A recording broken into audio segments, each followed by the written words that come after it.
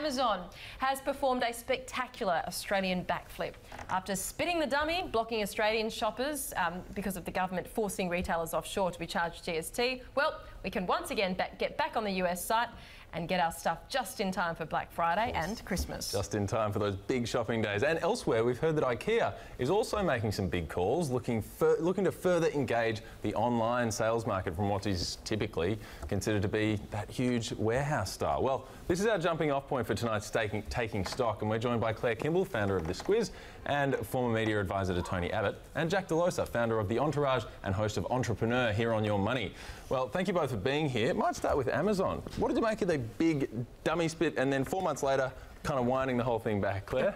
I haven't been that dramatic about the dummy. I can't see Amazon dummy spitting about Australia. Okay, maybe we chose those words. But to calm it down a little bit. Look, it seems like we're journalists. Get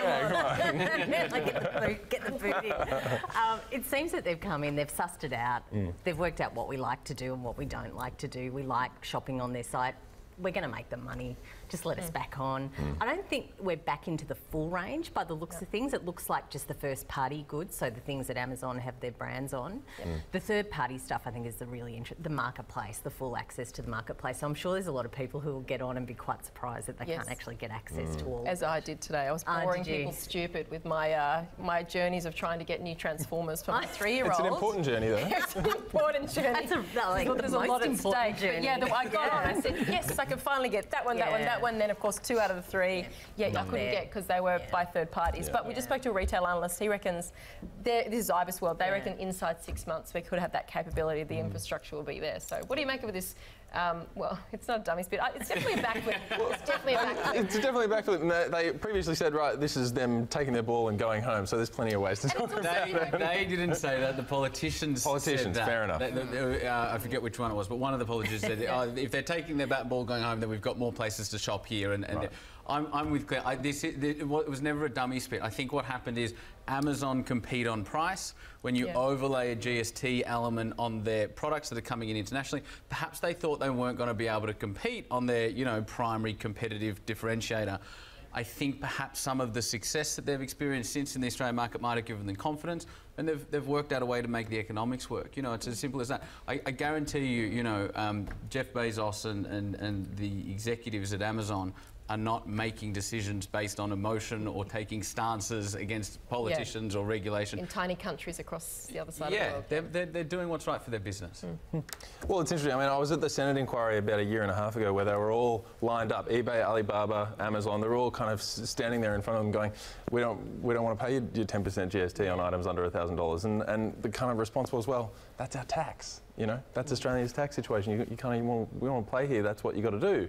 And then they backed out, and now they're back. So it's an interesting story, though, right? It's a really interesting story, and I actually think the government's done the right thing. I think they should be applying GST to these purchases. So the government's done the right thing, because the government needs to ensure that it's a level playing field. If you're an Australian retailer in Australia and there's GST on your products, there's no reason why Amazon or anybody else should be immune to that. And so I think the government's done exactly the right thing, and I think Amazon were just taking a little bit of time, and rightfully so. We want them to be, considerate and sort of thought through in their approach. A bit of time to work out, can we make the economics work? Why so anti-shopper, Jack? Shopping without the GST was awesome.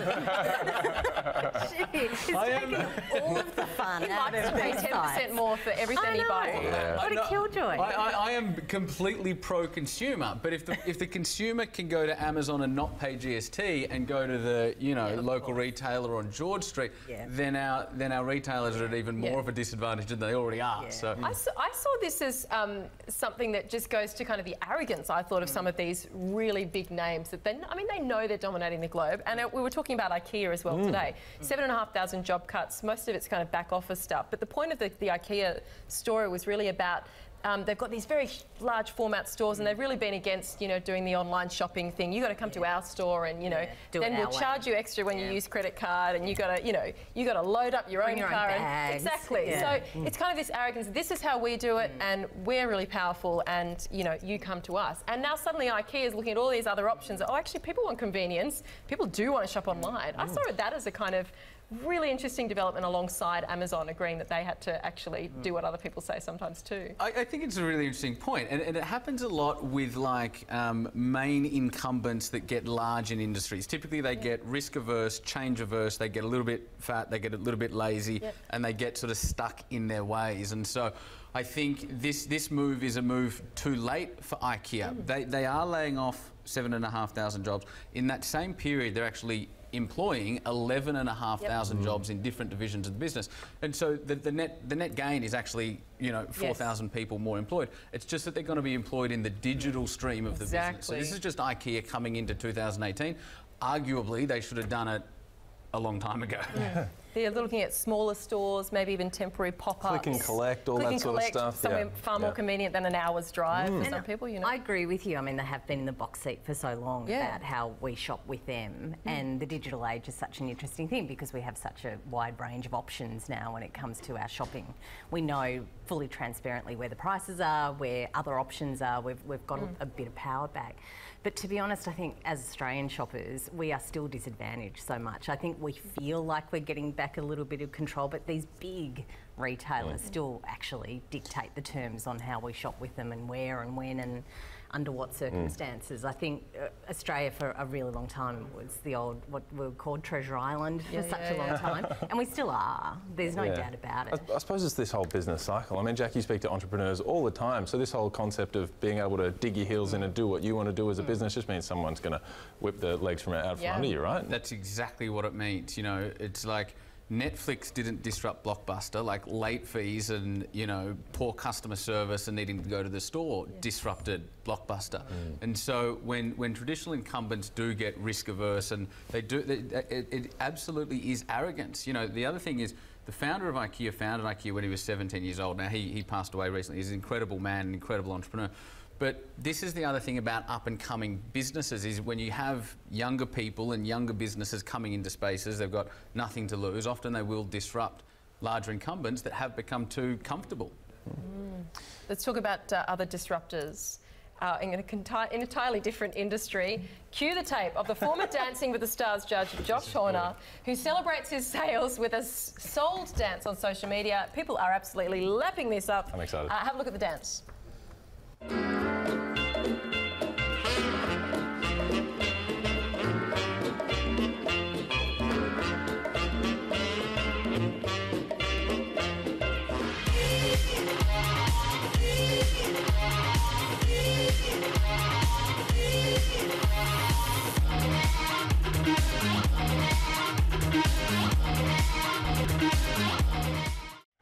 Yeah, obviously getting a lot of attention.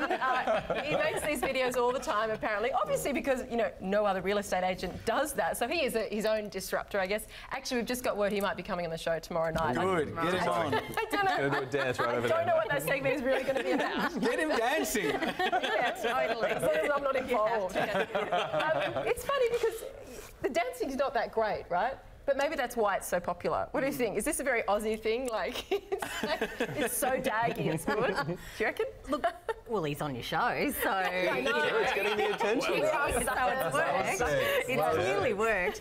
I've just sold my apartment recently, and I have to confess, asking whether my real estate agent could dance wasn't on the list. No, it was not on the checklist. It really of what you wasn't. can do for me. Did you feel like dancing though? Were you happy enough to do that? Look, I was happy when I got the price that I wanted. He did that job. I didn't need a dance, though.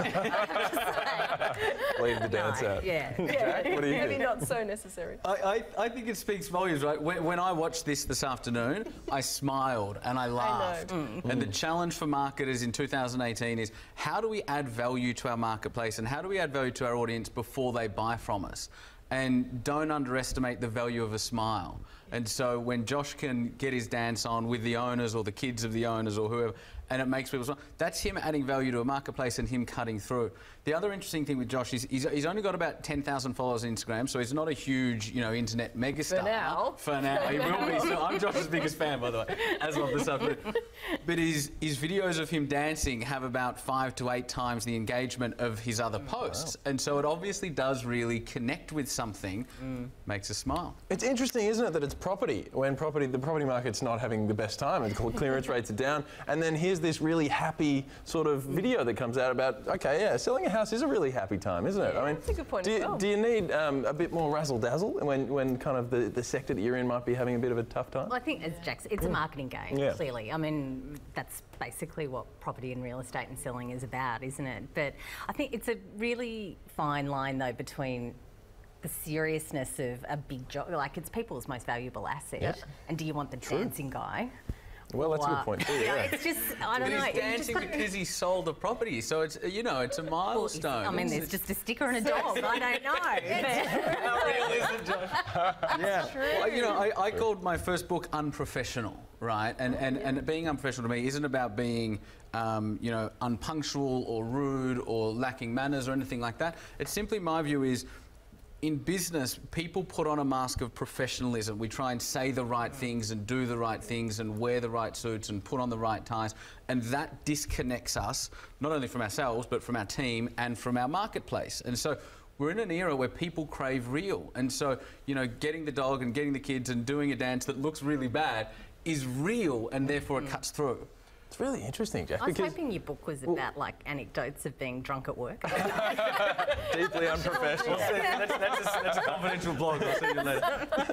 I'm interested to kind of turn that to Claire, because you used to work as the media advisor to the Prime Minister, which is seen to be, you know, the most button up your collar, do up your tie. You are the Prime Minister. Be professional. So we crave real from politicians. Well, that's right. So we crave real from politicians. We talked a little bit about Scott Morrison doing that with the truckers' hats and the fair dinkum stuff, which sometimes doesn't seem to fly. But I mean, what do you think about that? Hearing what Jack said. I should footnote that with I worked for him in the budgie smuggler days rather than the that's exactly what came out. So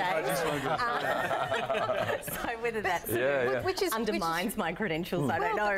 That's the period when he was, you know, quite popular in some ways. You know, the budgie smugglers was part of the being real, and he was out there, the life saving. Oh, look, authenticity is everything, and it's like in any of our relationships, politics particularly. You want someone that you can connect to somehow. It's that connection thing again, and politics is tricky, of course, because it does have to have that layer of seriousness and authenticity. And you know, do you want that guy that you have a beer with, or do you want that woman that perhaps is a lot more serious? It's a really tricky balance. And again, to the credibility thing, if you can balance authenticity, credibility, you've got it made. Yeah. If you can fake sincerity, even better. Yeah, I mean, that's obviously the problem that people have with Scott Morrison in the Mick Fanning's mum's hat thing. You know, it's is it too far? And it's so loud these days too, because it's over and over and over and over. You hear it all the time. It's Scott in the cap every single day, and it's it gets a bit galling, and it feels a bit fresh, because you know that wasn't always the sort of the situation we were presented with. Yeah, that's right.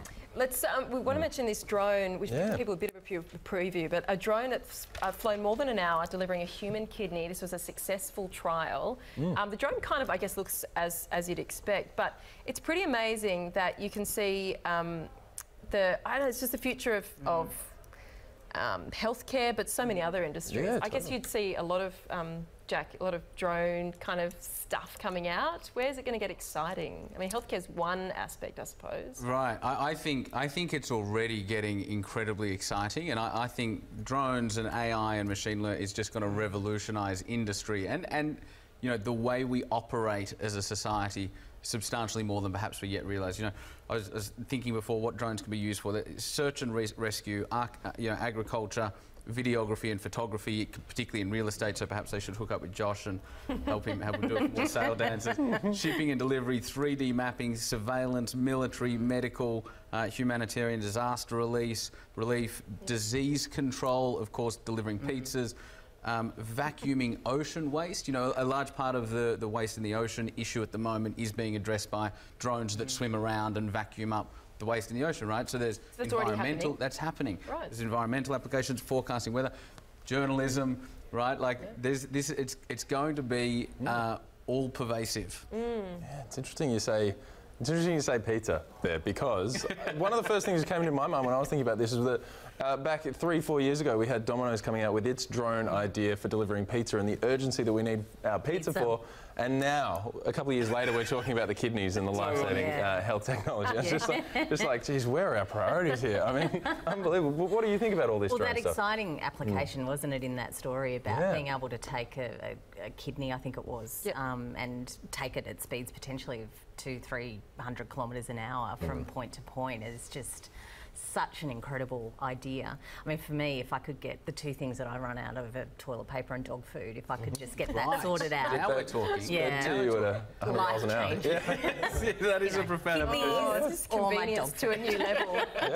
Convenience to a new level. Yeah. I think the reason we heard about the pizza stuff, you know, before the kidney transplant I know, stuff because is... I knew the pizza thing, but I didn't know the ocean vacuum. Well, Canberra, I think, vacuums. is burritos. I think there's a trial really? at the Even moment. better, Yeah. right. Yeah. The reason for that is the population of Australia is 25 million people, which means there are 25 million people that eat pizza. I'm assuming 100% of Australians eat pizza. There's only 700 kidney transplants per year. And so the pizza stuff, it's really just a media thing, right? It's a more popular story to go with and sort of advertise, whereas some of the more interesting applications are a little bit more isolated, but perhaps more effectual. And I think too, Jack, it eases the way that some of these technologies are tricky as well, and they come with all sorts of issues, whether it's privacy or whether it's just, you know, changes in laws and regulations. I think selling that mainstream. Much easier to trial a pizza delivery than a heart, because you know that in that particular story they had to find a heart that was good enough for research but not good enough for a body. It was a very delicate kind of situation about whether they could use that as an experiment, basically, because you know otherwise it actually should have gone to someone and you know not risk losing it type of thing. So Jack Delosa, Claire Kimball, thank you so much. Always fun and informative as well. Thank you.